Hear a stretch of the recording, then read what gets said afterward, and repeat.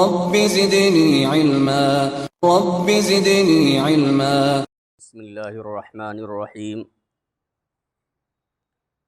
إن الحمد لله نحمده ونستعينه ونستغفره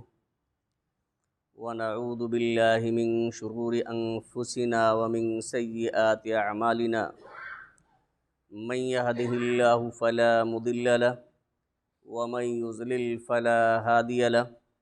وأشهد أن لا إله إلا الله وحده لا شريك له وأشهد أن محمدًا عبده ورسوله. يا أيها الذين آمنوا اتقوا الله حق تقاته ولا تموتن إلا وأنتم مسلمون. يا أيها الناس اتقوا ربكم الذي خلقكم من نفس واحدة وخلق منها زوجها وبث منهما رجالا كثيرا ونساء. واتقوا الله الذي تساءلون به والأرحام إن الله كان عليكم رقيبا. يا أيها الذين آمنوا اتقوا الله وقولوا قولا سديدا يصلح لكم أعمالكم ويغفر لكم ذنوبكم ومن يطع الله ورسوله فقد فاز فوزا عظيما. أما بعد فإن خير الحديث كتاب الله وخير الهدي هدي محمد صلى الله عليه وسلم وشر الأمور محدثاتها وكل محدثة بدعة وكل بدعة ضلالة وكل ضلالة في النار. فأعوذ بالله من الشيطان الرجيم. بسم الله الرحمن الرحيم. شهر رمضان الذي أنزل فيه القرآن هدى للناس وبينات من الهدى والفرقان. وقال رسول الله صلى الله عليه وسلم اقرأوا القرآن فإنه يأتي يوم القيامة شفيعا لأصحابه. رواه مسلم.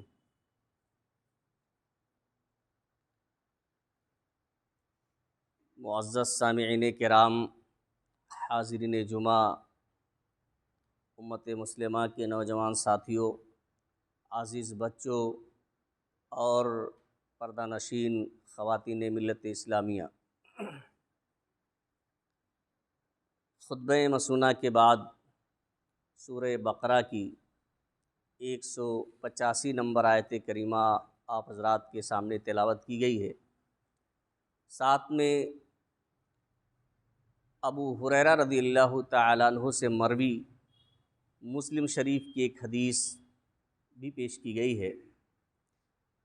اسی آیت کریمہ اور حدیث شریف کی روشنی میں آج کے اس جمعہ کے خطبے میں آخری کتاب قرآن مجید کے تعلق سے کچھ باتیں میں آپ حضرات کے سامنے عرض کرنا چاہتا ہوں۔ اللہ رب العالمین سے دعا ہے کہ الہ العالمین ہمیں کتاب و سنت کی روشنی میں صحیح بات کہنے اور کما حقہ اس پر عمل کرنے کی توفیق عطا فرمائے، آمین۔ حاضرین گرامی،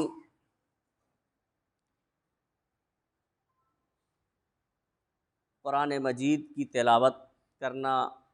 اسے پڑھنا تو ہر مسلمان کے لیے ضروری ہے، اس پر عمل کرنا، اور یہ ہر مہینے کے لیے ہے، کسی ایک مہینے کے لیے خاص نہیں ہے کہ کسی ایک خاص مہینے میں اس کی تلاوت کی جائے،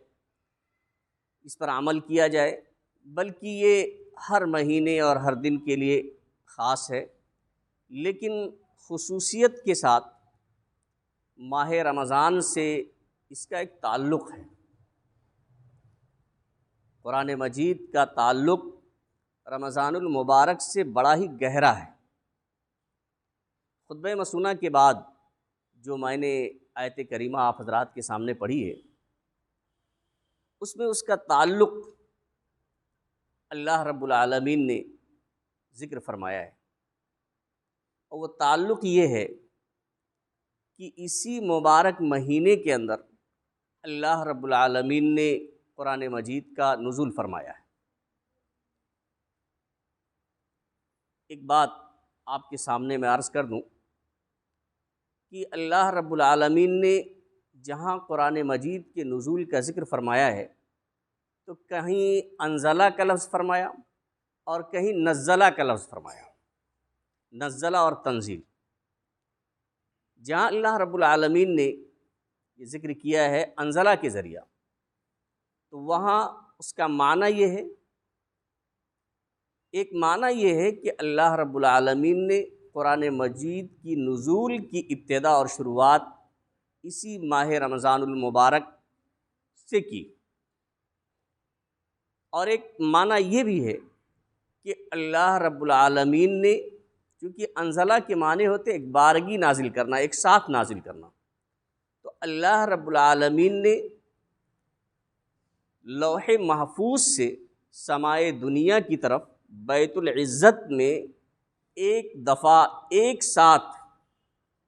قرآن مجید کو نازل کیا ہے، اسی لیے اللہ رب العالمین نے انزلہ سے تعبیر کیا ہے۔ یہاں جو اللہ رب العالمین نے فرمایا ہے کہ شہر رمضان الذی انزل فیہ القرآن، یہ رمضان کا مہینہ ہے جس میں قرآن مجید کا نزول کیا گیا، قرآن مجید نازل کیا گیا، تو یہاں اللہ رب العالمین نے اسی بات کا ذکر کیا ہے کہ لوح محفوظ سے سمائے دنیا کی طرف بیت العزت میں اللہ رب العالمین نے اس قرآن مجید کو ایک ساتھ نازل فرمایا ہے۔ اور پھر اللہ رب العالمین نے کہیں نزلہ یا تنزیل کا ذکر کیا ہے، تو وہاں یہ معنی ہے کہ پھر بیت العزت سے جہاں جس طرح کی ضرورت رہی کہ اس سال میں اللہ کے نبی صلی اللہ علیہ وسلم پر قرآن مجید کا یہ نزول کیا گیا ہے، جیسا کہ ایک آیت کے اندر اللہ رب العالمین نے فرمایا نزل علیک الکتاب بالحق مصدقا لما بین یدیہ۔ آپ غور کریں کہ اللہ تعالیٰ نے آپ صلی اللہ علیہ وسلم کے اوپر کتاب یعنی قرآن مجید کو بتدریج آہستہ آہستہ نازل فرمایا ہے حق کے ساتھ، مصدقا لما بین یدیہ، جو کتاب یعنی قرآن مجید اپنے سے پہلے کتابوں کی تصدیق کرنے والا ہے۔ اس کے بعد فرمایا تورات اور انجیل کا جب ذکر کیا تو وہاں پھر نزلہ نہیں کہا اور کہا وَأَنزَلَ التَّوْرَاةَ وَالْإِنجِيلَ، اور اللہ رب العالمین نے تورات اور انجیل کو نازل کیا، یا چونکہ اللہ رب العالمین نے تورات اور انجیل کا نزول ایک ساتھ کیا تھا، یہاں اس لیے اسی آیت میں قرآن کا جب ذکر کیا تو وہاں نزلہ کا لفظ ارشاد فرمایا، اور جب تورات اور انجیل کا ذکر کیا تو اللہ رب العالمین نے کہا وَأَنزَلَ التَّوْرَاةَ وَالْإِنجِيلَ، اور اللہ تعالیٰ نے تورات اور انجیل کو ایک ساتھ نازل فرمایا۔ تو بہرحال یہ اس کا معنی ہے، تو اس کا گہرا تعلق ہے رمضان المبارک سے، کیونکہ اللہ تعالیٰ نے رمضان المبارک کے مہینے ہی میں اس قرآن مجید کا نزول فرمایا ہے۔ اس کی خصوصیت کیا ہے؟ قرآن مجید کی خوبی کیا ہے؟ ھدی للناس، یہ لوگوں کے لیے ہدایت ہے۔ بعض آیات میں آپ نے پڑھا ہوگا کہ ھدی للمتقین، الف لام میم ذالک الکتاب لا ریب فیہ ھدی للمتقین، یعنی یہ کتاب جو قرآن مجید ہے یہ اس میں کوئی شک نہیں ہے، یعنی اللہ رب العالمین کی طرف سے نازل ہونے میں کوئی شک اور شبہے کی بات نہیں ہے۔ اسی طرح سے اس کے اندر جو احکامات، جو اوامر، جو نواہی، جو واقعات وغیرہ، جو قصص بیان کیے گئے ہیں، ان میں شک اور شبہے کی کوئی گنجائش نہیں ہے۔ ھدی للمتقین، یہ متقیوں کے لیے ہدایت۔ کہیں اللہ رب العالمین نے اس قرآن کے بارے میں فرمایا کہ لوگوں کے لیے ہدایت ہے، جیسا کہ یہ آیت کریمہ جو خطبہ مسونہ کی بات پڑھی گئی، اور کہیں اللہ رب العالمین نے فرمایا کہ ھدی للمتقین، یہ متقیوں کے لیے ہدایت ہے۔ دیکھیے ہدایت کا معنی ہوتا ہے راستہ دکھانا، اور ایک معنی ہوتا ہے کہ راستہ دکھانے کے ساتھ ساتھ منزل مقصود تک، اصل مقام تک جہاں مسافر جانا چاہتا ہے وہاں تک پہنچا دینا۔ تو قرآن مجید کا نزول تو تمام انسانوں کے لیے، قیامت تک آنے کے لیے، انسانوں اور جنات و تمام لوگوں کے لیے یہ ہدایت ہے، راستہ دکھلانے والا ہے، لیکن اس قرآن مجید سے اس راستے پہ چل کر منزل مقصود تک، اپنے اصل مقام تک وہی لوگ پہنچ سکتے ہیں جن کے اندر تقویٰ ہو، جن کے اندر پرہیزگاری ہو، جن لوگوں کے اندر اللہ تعالیٰ کا خوف اور ڈر ہو، تو ہدی للمتقین، دکھانے کے لیے راستہ تو تمام لوگوں کو دکھانے کے لیے ہے، رہنمائی کرنے کے لیے ہے، لیکن قرآن مجید ان لوگوں کو منزل مقصود تک، ان کے مقام تک پہنچا دینے والا بھی ہے جو اپنے اندر اللہ رب العالمین کا خوف رکھتے ہیں، تقوی اور پرہیزگاری رکھتے ہیں۔ حاضرین گرامی، اللہ کے رسول صلی اللہ علیہ وسلم کا یہ معمول تھا۔ ایک ابن عباس رضی اللہ تعالیٰ عنہ سے ایک مروی حدیث کے اندر ہے کہ وَكَانَ جِبْرِيلُ علیہ الصلاۃ والسلام يَلْقَاهُ كُلَّ لَيْلَةٍ فِي رَمَضَانَ حَتَّى يَنْسَلِخَ أَوْ يَعْرِضُ عَلَيْهِ النَّبِيُّ صلی اللہ علیہ وسلم القرآن۔ یہ بخاری شریف کی روایت ہے کہ جبریل امین اللہ کے نبی صلی اللہ علیہ وسلم سے رمضان کی ہر رات میں ملاقات کرتے تھے، پورے رمضان بھر، رمضان کی ہر رات میں نبی صلی اللہ علیہ وسلم سے ملاقات کرتے تھے، اور یعرض علیہ النبی صلی اللہ علیہ وسلم القرآن، نبی صلی اللہ علیہ وسلم جبریل امین کو قرآن پڑھ کر سنایا کرتے تھے۔ بلکہ جس سال آپ صلی اللہ علیہ وسلم کی وفات ہوئی اس میں تو آپ صلی اللہ علیہ وسلم نے 2 مرتبہ دور کیا۔ تو ان آیات اور اس حدیث کی روشنی میں بات معلوم ہوتی ہے کہ رمضان المبارک کے مہینے سے قرآن مجید کا بڑا گہرا تعلق ہے۔ خود اللہ کے رسول صلی اللہ علیہ وسلم جبریل امین کو رمضان کی راتوں میں قرآن مجید پڑھ کر سنایا کرتے تھے، آپ صلی اللہ علیہ وسلم دور کیا کرتے تھے، اور اسی رمضان المبارک کے مہینے میں قرآن مجید کا نزول کیا گیا ہے۔ اور یہ ایسی کتاب ہے کہ اس کتاب میں کسی بھی طرح کی ملاوٹ کی آمیزش آپ کو نہیں ملے گی، کسی بھی طرح کی۔ دیکھیں، اس سے پہلے جتنی آسمانی کتابیں نازل ہوئی ہیں ان کتابوں میں انبیاء کرام کی امتوں نے تحریف کیا، رد و بدل کیا، اپنے مطابق باتیں اس کے اندر داخل کر دیں، لیکن جو یہ آخری کتاب ہے اس کتاب میں کوئی گنجائش ہی اللہ رب العالمین نے نہیں رکھی ہے کہ اس کتاب کے اندر کسی طرح کی ملاوٹ ہو جائے۔ آپ دیکھیں کہ پوری دنیا کے اندر قرآن کا نسخہ چھپتا ہے، لیکن کوئی شخص حقیقت میں ایک حرف کی تبدیلی نہیں کر سکتا، اور اتنی کثیر تعداد میں اس کتاب کے حفاظ موجود ہیں، اور قیامت تک ہوتے رہیں گے کہ اگر قرآن کے سارے نسخے جلا دیے جائیں یا دریا میں ڈال دیے جائیں تب بھی قرآن ختم نہیں ہو سکتا ہے، مٹ نہیں سکتا ہے، اس کے اندر تحریف نہیں کی جا سکتی ہے، کیونکہ اللہ رب العالمین نے اپنے ایسے بندوں کو تیار کیا ہے، اور وہ تیار کرتا رہے گا جو اس کی حفاظت کرتے رہیں گے۔ اور کیوں؟ اس لیے کہ اللہ رب العالمین نے اس قرآن مجید کی حفاظت کی ذمہ داری لے لی ہے۔ اللہ رب العالمین نے صاف طور سے اعلان کر دیا ہے، اِنَّا نَحْنُ نَزَّلْنَا الذِّكْرَ وَإِنَّا لَهُ لَحَافِظُونَ، کہ ہم نے ہی اس قرآن مجید کو نازل فرمایا ہے اور ہم ہی اس کی حفاظت کرنے والے ہیں۔ تو جب اللہ رب العالمین حفاظت کرنے والا ہے تو پھر آپ دائیں بائیں سے، آگے پیچھے سے کوئی دوسری چیز اس میں ملانا چاہیں، کوئی ملاوٹ اگر کرنا چاہے یہ ممکن نہیں، کیونکہ اللہ رب العالمین نے یہ بھی فرما دیا، ان الذین کفروا بالذکر لما جاءہم وانہ لکتاب عزیز،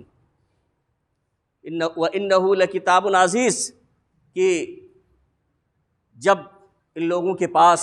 قرآن مجید اللہ رب العالمین نے بھیجا، جب قرآن ان کے پاس آیا، ذکر ان کے پاس آیا، تو انہوں نے اس قرآن کا انکار کیا۔ وَإِنَّهُ لَكِتَابٌ عَزِيزٌ، حالانکہ یہ بہت ہی زبردست کتاب ہے، لَا يَأْتِيهِ الْبَاطِلُ مِن بَيْنِ يَدَيْهِ وَلَا مِن خَلْفِهِ،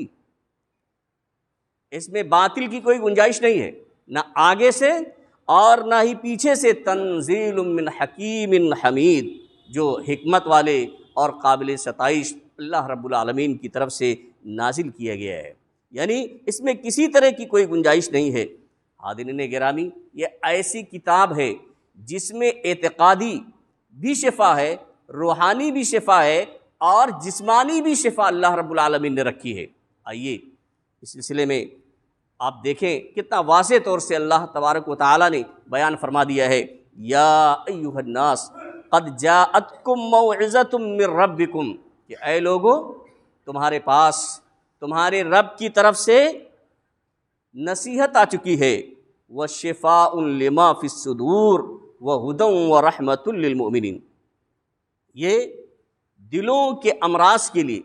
دلوں کی بیماریوں کے لیے، یعنی دلوں میں جو شرک کی بیماری ہے، جو کفر کی بیماری ہے، جو بدعات کی بیماری ہے، جو خرافات کی بیماری ہے، وہ کفر و شرک اور خرافات کی بیماریوں کے لیے یہ قرآن مجید شفا ہے، وَهُدًى وَرَحْمَةٌ لِّلْمُؤْمِنِينَ، اور ہدایت ہے اور مومنوں کے لیے رحمت ہے۔ تو ایک تو یہ اعتقادی اور روحانی یہ علاج ہے، یہ شفا ہے کہ قرآن کا پڑھنے والا، اس کی قرأت کرنے والا، اس کو سمجھنے والا، اس پر عمل کرنے والا، وہ شرک سے پاک صاف ہو جائے گا، شرک کی بیماری سے اسے شفا مل جائے گی، اور روحانی اعتقادی کے ساتھ ساتھ اللہ رب العالمین نے جسمانی بھی شفا اس کے اندر رکھی ہے۔ قرآن مجید کے اندر جسمانی بھی شفا رکھی ہے۔ حضرت عائشہ صدیقہ رضی اللہ تعالیٰ عنہ بیان کرتی ہیں، بخاری شریف کی روایت ہے کہ ان رسول اللہ صلی اللہ علیہ وسلم اذا اشتکا یقرأ علی نفسہ بالمعوذات وینفث،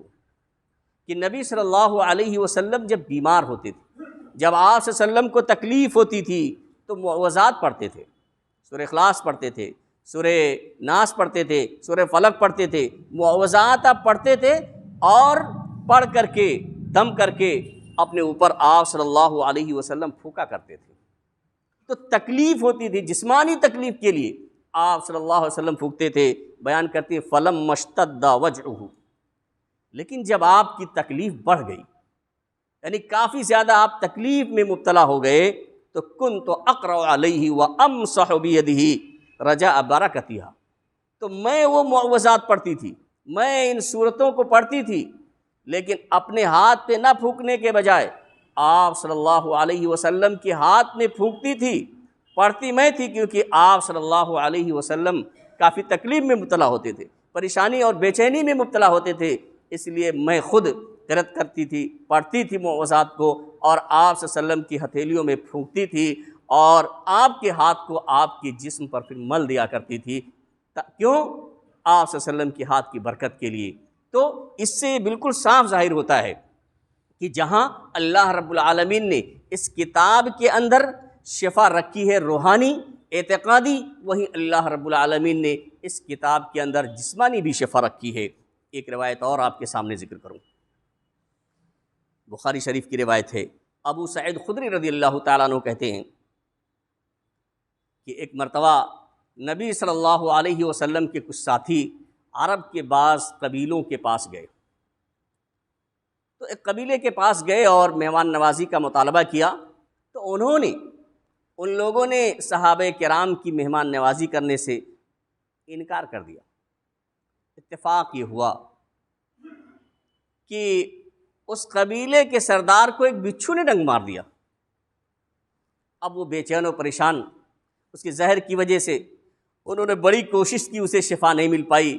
تو اس قبیلے کا کوئی شخص ان لوگوں کے پاس آیا، کہا معلوم کرتے ہیں، ہو سکتا ہے ان کے پاس کوئی علاج ہو، کوئی طریقہ ہو جس سے ہمارے سردار کو شفا مل جائے۔ آ کے پوچھتے ہیں کہ بھائی ہمارے سردار کو بچھو نے ڈنگ مار دیا ہے، درد و کرب میں وہ مبتلا ہیں، آپ کے پاس کوئی علاج ہو، کوئی طریقہ ہو تو بتائیے۔ تو ایک صحابی نے کہا کہ میرے پاس تو ایک طریقہ ہے، لیکن آپ لوگوں نے مہمان نوازی نہیں کی ہے، اس لیے اس کی اجرت لوں گا، یعنی فری میں نہیں کروں گا، کیونکہ آپ لوگوں نے مہمان نوازی کرنے سے انکار کر دیا ہے، اس لیے بغیر اجرت کے میں علاج نہیں کر سکتا۔ تو وہ لوگ تیار ہو گئے، کیونکہ سردار کا معاملہ تھا، تیار ہو گئے، اور انہوں نے جا کر کے سورہ فاتحہ پڑھ کر کے اس شخص پہ دم کر دیا، اسے اللہ رب العالمین نے شفا دے دی، اسے اللہ رب العالمین نے شفا دے دی۔ اس کے بعد ان لوگوں نے جو طے ہوا تھا، چند بکریوں پہ معاملہ طے ہوا تھا، وہ چند بکریاں صحابہ کرام کے حوالے کر دیں۔ تو صحابہ کرام نے آپس میں کہا کہ بھائی یہ بکریوں کا بٹوارہ کر لیا جائے، یہ بکریاں جو ملی ہیں تو اس کا آپس میں بٹوارہ کر لیا جائے۔ تو جس نے دم کیا تھا اس نے کہا کہ نہیں بھائی، معلوم تو تھا نہیں، اجرت تو لے لیا تھا، کس وجہ سے؟ مہمان نوازی نہیں کی تھی، اس لیے کہا کہ اس کا بدلہ چاہیے مجھے، تو اجرت اس لیے انہوں نے لے لی۔ لیکن معلوم تو تھا نہیں کہ کیا صحیح بھی ہے کہ نہیں صحیح ہے۔ تو اللہ کے رسول اس نے کہا، اس صحابی رسول نے کہا کہ دیکھیے بھائی، ابھی بٹوارہ نہیں ہو سکتا ہے، ابھی جب تک اللہ کے رسول صلی اللہ علیہ وسلم سے اس واقعے کا ذکر نہ کر دیا جائے اور آپ صلی اللہ علیہ وسلم کی جب تک اس پر مہر نہ لگ جائے تب تک بٹوارہ کرنا صحیح نہیں ہے، بٹوارہ نہ کیا جائے۔ بہرحال وہ صحابہ کرام اللہ کے رسول صلی اللہ علیہ وسلم کی خدمت میں حاضر ہوتے ہیں اور یہ پورا ماجرا، پورا واقعہ سناتے ہیں۔ تو اللہ کے رسول پوچھتے ہیں تم کو کیسے معلوم کہ اس میں شفا ہے؟ قد اصبتم، تم لوگوں نے صحیح کام کیا ہے، یعنی سورہ فاتحہ کے ذریعہ جو دم کیا ہے وہ صحیح کیا ہے۔ اقسموا، تقسیم کر لو۔ آپ نے صرف یہی نہیں کہا کہ بانٹ لو، بلکہ آپ نے یہ بھی فرمایا وَاضْرِبُوا لِي مَعَكُمْ سَهْمًا، اور میرا بھی ایک حصہ اس میں لگا دو۔ آپ بتائیے۔ تو بہرحال جہاں اجرت لینے کا ثبوت ملتا ہے وہیں اس بات کا ثبوت مل رہا ہے کہ قرآن مجید کے ذریعے اللہ رب العالمین جسمانی شفا بھی عطا فرما دیتا ہے۔ بچھو وغیرہ اگر ڈک مار دے تو اس کے ذریعہ شفا مل سکتی ہے، اگر اللہ رب العالمین چاہے گا تو دم کرنے سے شفا عطا فرما دے گا، جیسا کہ صحابی رسول نے دم کیا تو قبیلے کے سردار کو شفا مل گئی۔ حاضرین گرامی، قرآن مجید کی تلاوت کی بڑی فضیلت، تلاوت کرنے، اس پر عمل کرنے،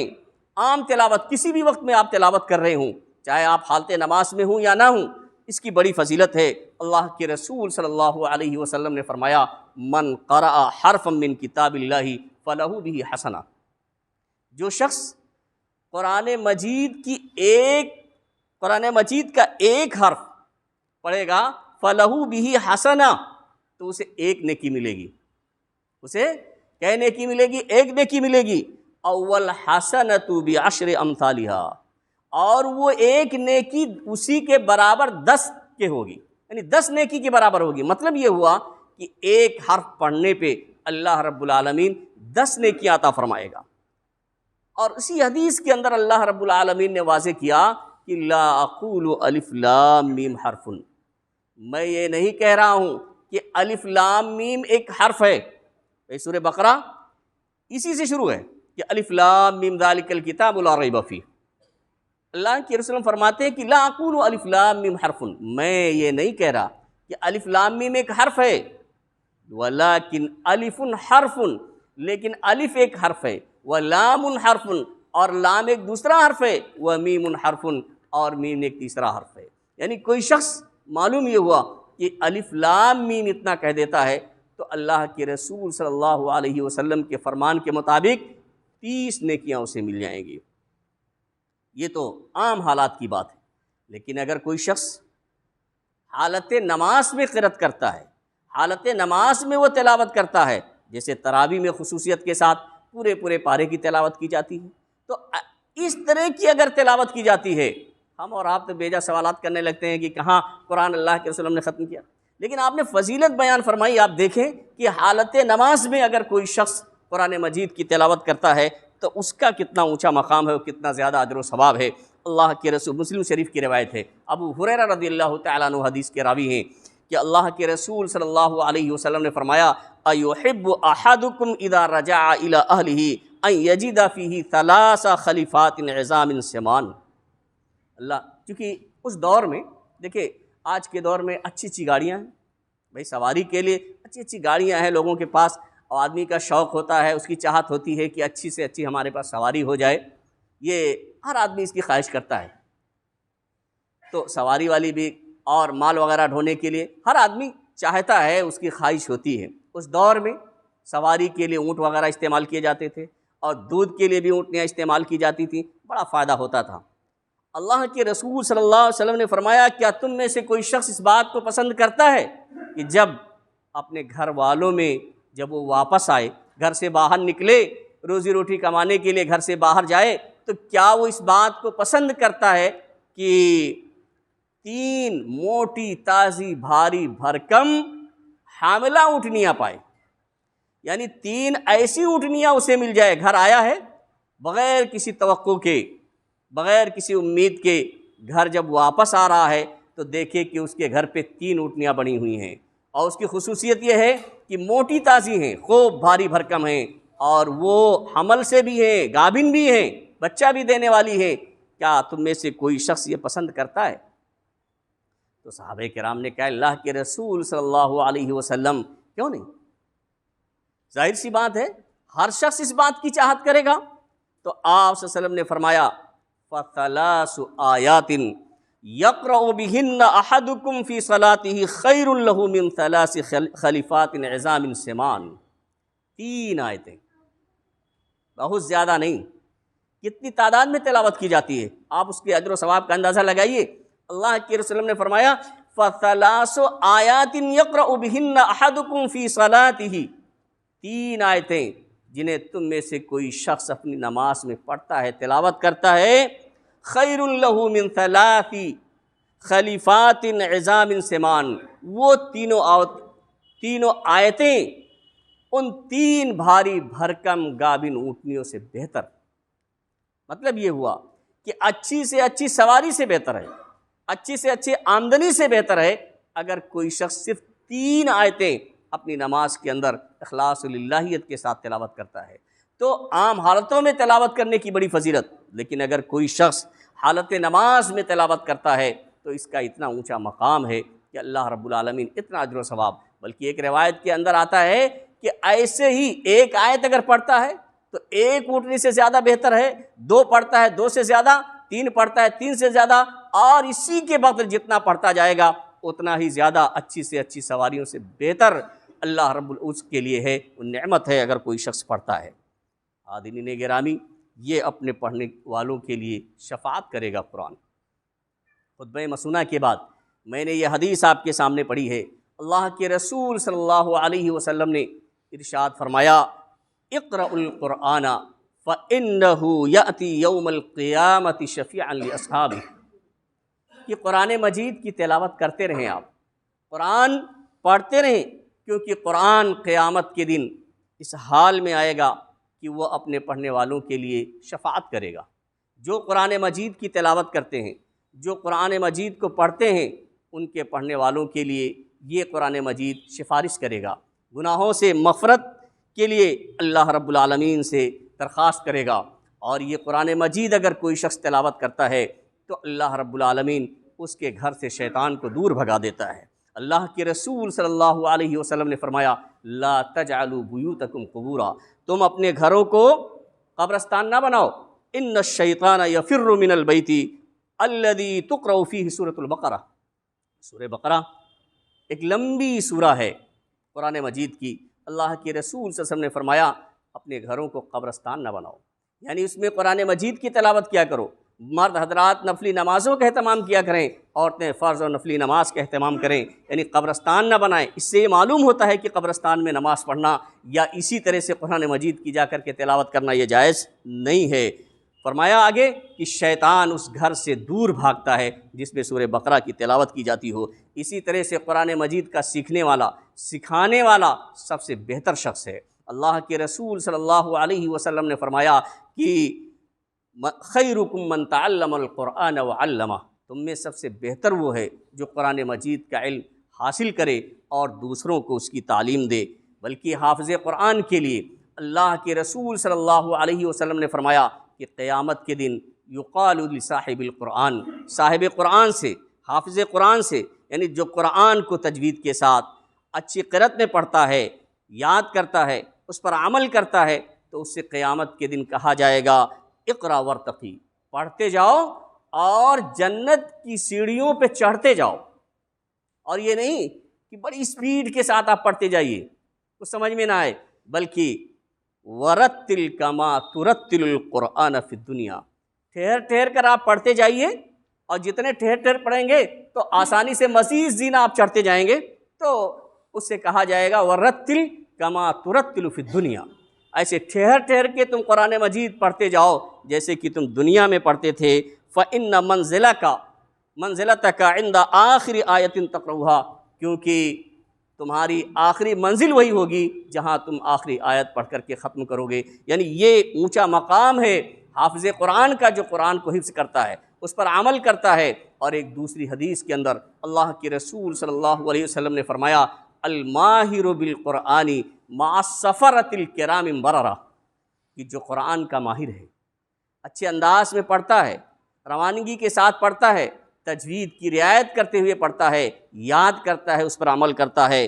ایسا شخص قیامت کے دن ان فرشتوں کے ساتھ ہوگا جو معزز ہوں گے، اللہ کے مطیع و فرما بردار ہوں گے، یعنی معزز و مطیع و فرما بردار فرشتوں کے ساتھ وہ ہوگا۔ لیکن یہ تو حافظ قرآن کا مقام ہے، جو اچھی طریقے سے پڑھ لیتا ہے، لیکن بہت سے ایسے ہیں جو اچھے طریقے سے نہیں پڑھ پاتے ہیں، کوشش کرتے ہیں، پڑھتے ہیں تو وہ اٹکتے ہیں، ایک دو آیت پڑھنے میں ان کو پسینہ آ جاتا ہے، تو ان کے لیے مایوسی کی بات نہیں ہے، بلکہ اللہ رب العالمین نے ایسے لوگوں کے لیے بہت بڑا اجر رکھا ہے۔ آگے اللہ کے رسول صلی اللہ علیہ وسلم نے فرمایا والذی یقرأ القرآن ویتتعتع فیہ وہو علیہ شاق لہ اجران، کہ جو شخص قرآن پڑھتے لیکن وہ اٹک رہا ہو اس میں، وہو علیہ شاق، اور اس کے پڑھنے میں اسے تکلیف محسوس ہو، اسے گراں گزر رہا ہو، پڑھ رہا ہے، پسینہ آ رہا ہے، زبان نہیں ٹوٹ پا رہی ہے، بڑی دقت اور دشواری کے ساتھ اس کو پڑھنا پڑ رہا ہے، لیکن وہ پڑھتا ہے، تو اللہ کے رسول صلی اللہ علیہ وسلم نے فرمایا لہو اجرانی، اس کے لیے ڈبل اجر ہے۔ اس کا یہ مطلب نہیں ہے کہ ماہر قرآن سے زیادہ ہے، نہیں، وہ تو اس کا مقام ہی بالکل اونچا ہے کہ وہ فرشتوں کے ساتھ ہوگا، لیکن جو اٹک اٹک کر پڑھتا ہے، کوشش کرتا ہے، پریشانیاں جھیلتا ہے، تو اس کے لیے اللہ رب العالمین ڈبل اجر ہے، یعنی ایک اجر تو اس وجہ سے کہ وہ تلاوت کر رہا ہے، پڑھ رہا ہے، اور دوسرا اجر یہ ہے کہ وہ مشقت و پریشانی کو جھیلتا ہے۔ حاضرین گرامی، یہ قرآن مجید ایسا ہے کہ اس کی تلاوت کرنے سے اللہ رب العالمین کی رحمت کا نزول ہوتا ہے۔ ایک حدیث ذکر کر کے میں اپنی بات ختم کرتا ہوں۔ کیا ہے؟ اسید بن حضیر رضی اللہ تعالیٰ عنہ، بخاری اور مسلم کی روایت ہے، اسید بن حضیر رضی اللہ تعالیٰ عنہ ایک مرتبہ رات کے وقت نماز پڑھ رہے ہیں، اور اس نماز کے درمیان وہ سورہ بقرہ کی تلاوت کر رہے ہیں، تو ان کا گھوڑا بھی انہی کے پاس بندھا ہوا تھا، اور گھوڑے کے پاس ان کے بیٹے یحییٰ لیٹے ہوئے تھے، چھوٹے بیٹے تھے ان کے یحییٰ، وہ لیٹے ہوئے۔ کیا ہوتا ہے؟ کہتے ہیں کہ میں جب قرآن میں سورہ بقرہ کی تلاوت کرتا ہوں تو اچانک سے میرا گھوڑا بدکنے لگتا ہے، میں خاموش ہو جاتا ہوں، گھوڑا بھی خاموش ہو جاتا ہے، پھر شروع کرتا ہوں قرأت، پھر بدک جاتا ہے، پھر خاموش ہوتا ہوں، پھر خاموش ہو جاتا ہے، پھر شروع کرتا ہوں، پھر بدکتا ہے۔ کہتے ہیں مجھے یہ ڈر لگا کہ اگر میں قرأت ایسے جاری رکھوں گا تو کہیں ایسا نہ ہو کہ میرا بیٹا یحییٰ پاس میں لیٹا ہوا ہے اس کو کچل ڈالے۔ اس وجہ سے وہ جلدی سے نماز سے فارغ ہو گئے، اور پھر آسمان کی طرف دیکھا تو کہتے ہیں کہ ایک چھتری نما ایک سایہ ہے جس کے اندر سب چراغ جل رہے ہیں، جس کے اندر بخاری مسلم کی روایت ہے، جس کے اندر چراغ ہیں، کمکمے لگے ہوئے ہیں، اور دیکھتے دیکھتے وہ سایہ ایک دم اوپر چلا جاتا ہے، میری نظروں سے اوجھل ہو جاتا ہے۔ پھر کہتے ہیں کہ صبح اللہ کے رسول صلی اللہ علیہ وسلم کی خدمت میں آتا ہوں، اور اللہ کے رسول صلی اللہ علیہ وسلم سے اس کا ذکر کرتا ہوں، تو آپ صلی اللہ علیہ وسلم کہتے ہیں کہ اے ابن حذیر، یعنی اسید بن حذیر، تم قرأت جاری رکھتے، یعنی پڑھتے رہنا چاہیے، اور کیونکہ تلک الملائکۃ دنت لصوتک، یہ فرشتے تھے جو تمہاری آواز کی وجہ سے قریب آ گئے تھے۔ وَلَوْ قَرَأْتَ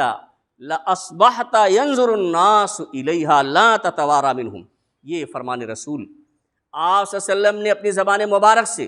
اسید بن حذیر سے فرمایا کہ لو قرأت، اگر آپ قرأت جاری رکھتے تو لَأَصْبَحْتَ، آپ صبح اس حال میں کرتے کہ يَنظُرُ النَّاسُ إِلَيْهَا، لوگ انہیں دیکھ لیتے، لا تتوارا منہم، لوگوں کی نظروں سے وہ اوجھل نہ ہوتے۔ سامعین کرام، ایسی بہت سی روایتیں آپ کو ملیں گی کہ قرآن مجید کی تلاوت سے، سورہ بقرہ جیسی صورتوں کی تلاوت سے رحمت باری کا نزول ہوتا ہے، سکینت طاری ہوتی ہے، فرشتوں کا نزول ہوتا ہے، اور ظاہر سی بات ہے جب فرشتوں کا نزول ہو جو اللہ کی رحمت بن کر کے آئیں تو پھر اللہ رب العالمین کی طرف سے کوئی نقصان نہیں پہنچ سکتا ہے۔ یہ چند باتیں تھیں جو قرآن مجید کے متعلق تھیں۔ اللہ رب العالمین سے دعا ہے کہ اللہ تعالی ہمیں قرآن مجید کو سمجھنے اور اس پر عمل کرنے کی توفیق عطا فرمائے۔ الہ العالمین ہم میں جو پریشان حال ہیں ان کی پریشانیوں کو تو دور فرما دے، جو لوگ بیمار ہیں انہیں شفاء کامل و عاجل عطا فرما، جو لوگ مقروض ہیں انہیں قرض کی ادائیگی کی توفیق عطا فرما۔ بارک اللہ لنا ولکم فی القرآن العظیم ونفعنا وإیاکم بالآیات والذکر الحکیم، انہ تعالی جواد کریم ملک رؤوف رحیم۔